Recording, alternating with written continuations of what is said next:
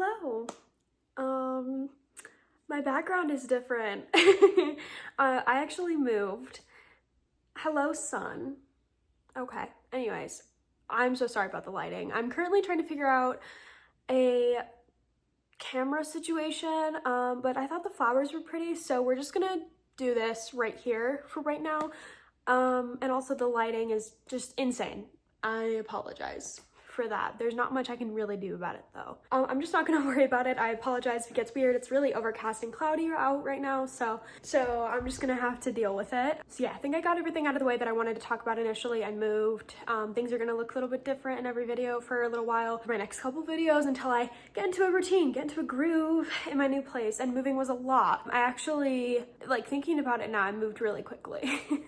I don't think I've even lived here for like 2 weeks yet, so. And then to try and have a little lighthearted mood before I start talking about the case that I'm covering today, I have a summer edition Red Bull. This one is freaking fantastic. I love it. I think it's my new favorite Red Bull. I'm gonna be honest. I am such a sucker for peach flavored things. So like peach rings are one of my favorite candies, you know? So it's just, this is my bread and butter. Yeah, it's white peach flavored. I recommend you try it if you drink energy drinks.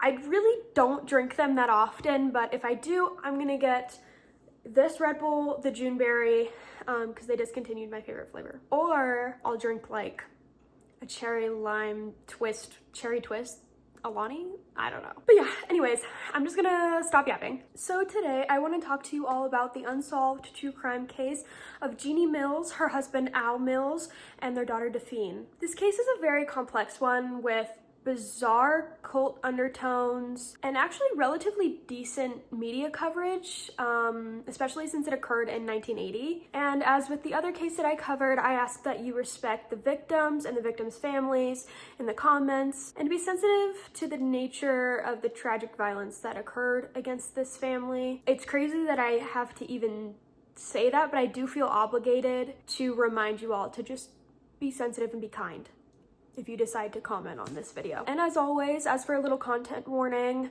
topics such as murder, cults, firearm violence, and physical assault are going to be discussed. So if any of those topics are triggering for you, I highly suggest that you skip this video. Of course, no hard feelings or anything like that, but please take care of your mental health. It is paramount. So without further ado, let's get into the case. Jeannie Mills was born as Deanna Rigby and met Elmer Myrtle in 1968 at a group for single parents called Parents Without Partners in the Bay Area of California. At the time, Elmer was 40 years old with 3 children, and Deanna was 29 with 2 of her own. A mere 6 months after they initially met, Deanna and Elmer decided to tie the knot, making her now Deanna Myrtle. There are quite a few name changes in this case. So we have Deanna Myrtle and and her husband Elmer. That's where we're at right now. At the time, Deanna had a son, Eddie, who was 8 years old, and a daughter, Define, who was 6. And her husband Elmer had a son, Steve, who was 12, and 2 daughters, Linda and Diana, who were 10 and 9 respectively.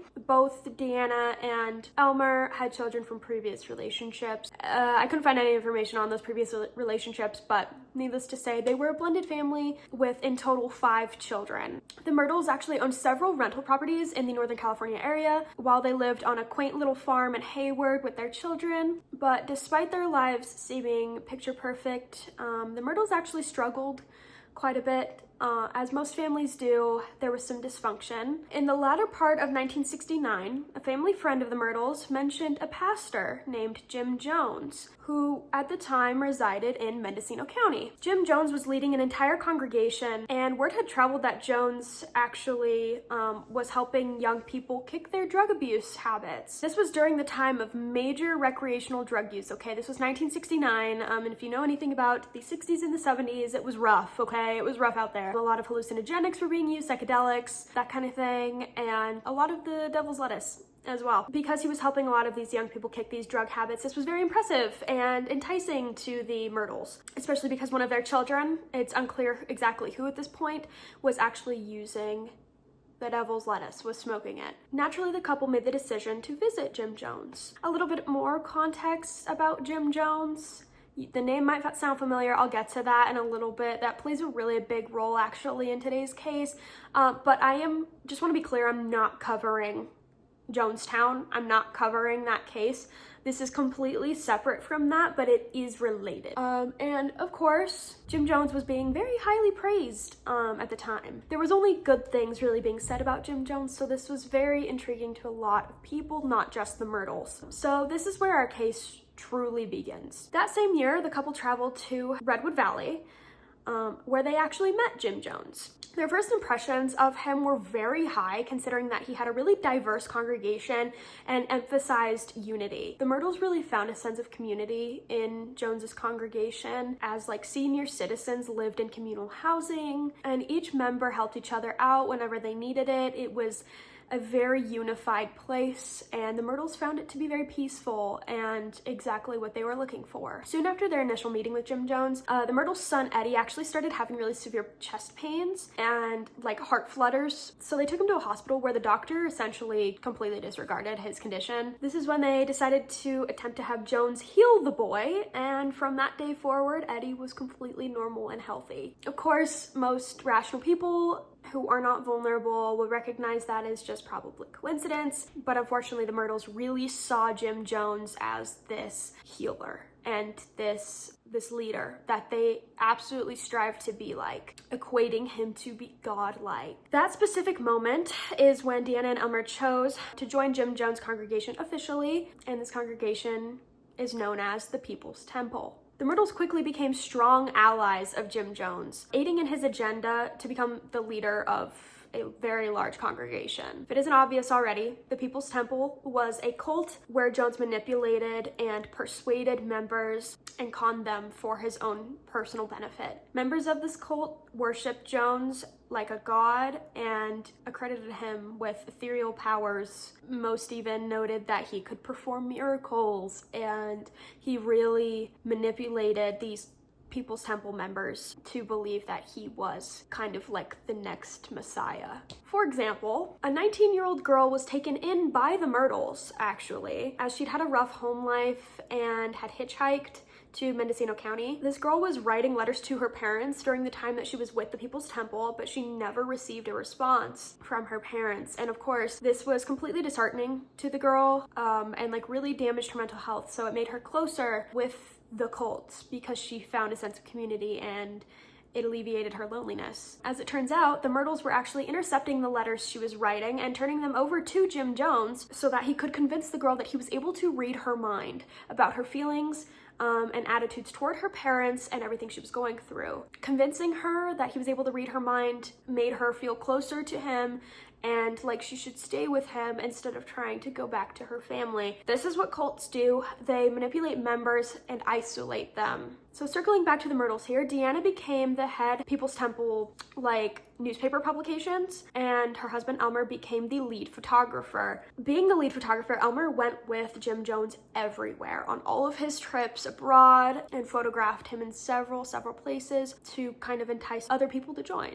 And looking back in like my research and everything, is evident that they were extremely important to the People's Temple and important to the success of the People's Temple. They held a sort of status, I would say. Pretty much all the members knew them because they were Jim Jones' right-hand people. Because they were such loyal members of the People's Temple, Jim Jones actually named them the head of the Planning Commission, which essentially was the highest tier of power in the People's Temple other than Jones himself. The Myrtles, along with the rest of the members of the cult, actually relied on Jones economically and socially, and of course spiritually, and he was able to do this under the guise of total equality and peace and harmony. However, the couple refused to release their real estate titles and real estate portfolio to Jones, which became a source of contention between the Myrtles and Jones, and also the Myrtles and just the People's Temple officials. Apparently every member who joined the People's Temple had to release their real estate and release their assets completely over to Jones, and again, that's a form of control, which Jones was very obviously looking for. That's all he wanted. Because the Myrtles were so involved in real estate and that was their business, that was what they did for a living. I told you they owned several properties in Northern California and they were very good at it, so they were very hesitant and refused to release their real estate portfolio to him. Eventually, though, the Myrtles released their Redwood Valley, Richmond, and Willits properties over to the church to manage while they were supposed to be going on a trip with the People's Temple abroad. However, this trip was later canceled, so they tried to regain control of their assets, but were met with complete refusal from church officials. Of course, this upset Deanna and Elmer, as they'd worked so hard to obtain these properties, but something occurred soon after that upset them even more. A common control tactic of Jones was public beatings of his congregation members who disobeyed or who he believed had misbehaved. These beatings were apparently to set an example for the rest of the members, as they were often very brutal. Linda Myrtle, who was a very young teenager at the time, think like probably the 13 to 15 age range, was alleged by Jones to have been communicating with outsiders, which was seen as a very large infraction for members of the People's Temple. She was publicly beat 75 times at the forced permission of Deanna and Elmer. The couple claimed that they were coerced and forced to sign documents that allowed this to happen. The couple's other children were also forced to watch this beating happened, and this was the last straw for the Myrtle family. In late 1975, the Myrtle family defected from the People's Temple and went directly to law enforcement about Jim Jones' behavior. When this was happening, though, Jones was actually transferring his congregation to the country of Guyana, as it was more remote and isolated. The couple told police that Jones was smuggling firearms into his new Guyana property. This isn't really relevant to this particular case, but the Myrtles actually never moved to Guyana. It's really important to make that distinction because the Guyana compound is actually where the infamous Jonestown incident took place, where 900 congregation members drank poisoned Flavor Aid, which is like a generic brand of Kool-Aid, in dedication to Jim Jones. And they all, unfortunately, subsequently passed away. The Jonestown incident is known as the largest mass sewer slide in history. I'm sorry I have to say it like that. It's extremely tragic, but YouTube doesn't like certain things, and yeah, but you understand what I'm saying. However, the Myrtles were not involved in that. They defected long before that actually happened. After alerting the police to Jones' behavior and cult activities, the Myrtle family collectively changed their names to the Mills family in order to avoid the power of attorney that Jones actually held over them. This was also done to detach themselves from all the legal documents that they had signed with Jones. Deanna became Jeannie Mills and Elmer became Al Mills. They stayed in the Bay Area, moving to Berkeley for new beginnings, a fresh start. And after solidifying their new lives in Berkeley, they established the Human Freedom Center, which was made for other cult defectors. And they continuously petitioned politicians to investigate Jones and Jonestown before the massacre occurred. Even though Jim Jones was now residing in Guyana, in a whole separate country, thousands of miles away, he was very aware what the Mills family was doing back in Berkeley and that they were petitioning to have him investigated. He became very aware of this. He had people everywhere. And Jones actually deployed several follower individuals to follow the Mills family and threaten them. The Mills received concerning letters from these individuals, and unfamiliar vehicles could be seen surveilling their new home. And actually, it was so bad that 2 of the Mills children felt very uncomfortable going to school alone, so Jeannie started to, and Jeannie is Deanna, just so we're clear here, but Jeannie actually started driving them to school because they were so uneasy and felt so unsafe with all of the surveillance that they were under. After they defected, Jeannie wrote a book detailing her experience in the People's Temple and how she and her family escaped, which is how we know all of this information, actually. So many more things went on with Jonestown and Jim Jones, feelings of betrayal, even mentioning Deanna Myrtle or Jeannie Mills just before the mass poisoning. However, for the sake of the length of this video, I am just going to stick to the facts regarding the Mills family. News traveled to Berkeley that there would be assassins deployed by Jones to eliminate defectors of the People's Temple. However, as time passed, the assassins never showed, and life for many, including the Mills family, returned to normal, or a sense of normal, and even became peaceful. In the subsequent years after the older children moved out, the remaining children in the home were Eddie and Define. Al and Jeannie opened a senior care facility on their property, and friends of the family often noted that the Mills family were the happiest during this time, and that this was the most peaceful time of life for them. Unfortunately, this sense of peace would not last long for the Mills family. On February 26, 1980, a mere year after the Jonestown Massacre, at around 5 p.m., the Mills family went to the senior care facility for dinner, as they often did. This was a very common thing that they did. They would go up to the front building, front of the property, which had the senior care facility on it. It was a very big building, and they would go eat dinner there. Then Eddie's friends visited him in the early evening following dinner, and everyone was very happy that day. There was no reports of anything being different or abnormal. It was actually a very normal day for them. However, at approximately 9 p.m., a dispatch call came through from Al's mother, who lived in the care home and had gone to visit the cottage where the family lived at the back of the property. When police arrived on scene, they found Jeannie laying on the floor in the bathroom with a bullet wound to her head, and her husband Al on the floor of the master bedroom, also with a fatal bullet wound to the forehead. Their daughter Define, who was only 16, was shot at the temple and was shockingly alive. However, she would later succumb to her injuries in the hospital. What's odd about this, and what investigators found odd, is that the son, Eddie, was perfectly fine. He was completely unharmed and completely unaware of anything that had just transpired. He claims he smoked some devil's lettuce, took a shower, and watched TV, which he claims could have obstructed the commotion in the room next door. Neighbors actually reported hearing nothing, and because of the undigested food in the victims' stomachs, they were apparently killed right after eating between 6:30 p.m. and 9:30 p.m., which is, for most murders, is actually very early in the night. Obviously, the killer was not worried about being heard or seen. Because of the recent circumstances of the Mills family, many other defectors believed that the murders were related to the People's Temple. However, investigators found from interviews with individuals around the Mills family that they were still struggling with a sort of cult mentality, and that Jeannie specifically had retained very difficult personality traits. I don't know how relevant this is, but I mean, the family therapist claimed that the Mills family was kind of difficult to get along with at times, and that Jeannie had a sort of vindictiveness and manipulativeness to her.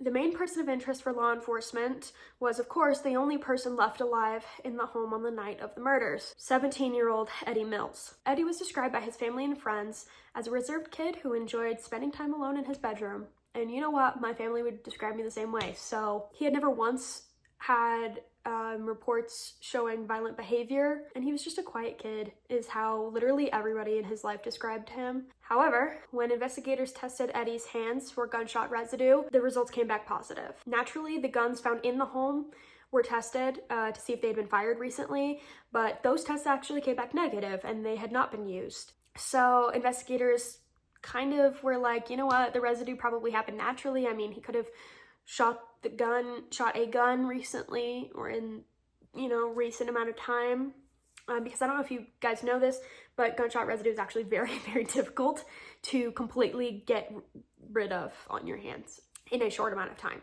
It takes a very long time for it to degrade. After Eddie was ruled out, the case completely went cold and dissipated from public view. In the year 2005, Eddie was on a flight from Japan back to San Francisco to visit his remaining family that he had there. But once he landed, he was arrested on suspicion of murder of his parents and his sister. However, the DA's office felt as though there was not sufficient evidence to arrest Eddie, so he was released. Following this, the case has remained cold. And now I'm going to get into the theories of this case. There are pretty much just two main theories, and you could probably already guess them, but the first theory is that the Mills family was murdered by assassins related to the People's Temple and Jim Jones. After the Jonestown Massacre, there were still a lot of individuals who were loyal to Jim Jones, believe it or not, despite all of the horrific acts that he had committed. And also at this, I didn't mention this, but he did pass away at Jonestown when the whole thing with the Kool-Aid happened. So there was fear from many other defectors that they would be next for these so-called hit squads, and that these hit squads had actually materialized and were targeting People's Temple defectors. But this is very possible, in my opinion, as the Mills were very well-known defectors, actually, because they were some of the first defectors of the People's Temple, and despite changing their names, they were still in the public eye a little bit. So Jeannie even wrote a book, so her name was kind of still out there. So I think it is very possible that this was tied to the People's Temple. And the second theory is that the son Eddie Mills did in fact commit these murders. The evidence supporting this theory is the gunshot residue found on his hands after the incident and him being the only person left alive in the home. Some theorize that he could have resented his parents for putting him through a really traumatic childhood with the People's Temple. But it is important to note that all of Eddie's siblings vehemently deny that he had anything to do with it, and they strongly believe that he is innocent. He returned to Japan because he moved to Japan after the incident happened. He started his own family, so he kind of just tried to distance himself from everything to do with with the murders of his family and also the People's Temple and everything like that. So I know that this case was long and complex, so thank you for sticking it out with me and making it to the end of this video. At the end of the day, I'm hopeful that investigators will solve whoever committed these horrific acts and bring them to justice. There are aspects of this case that many believe will result in this case never being solved, but we can always retain hope for the Mills family and friends. Again, thank you so much for watching, and I will catch you all in my next one. Bye!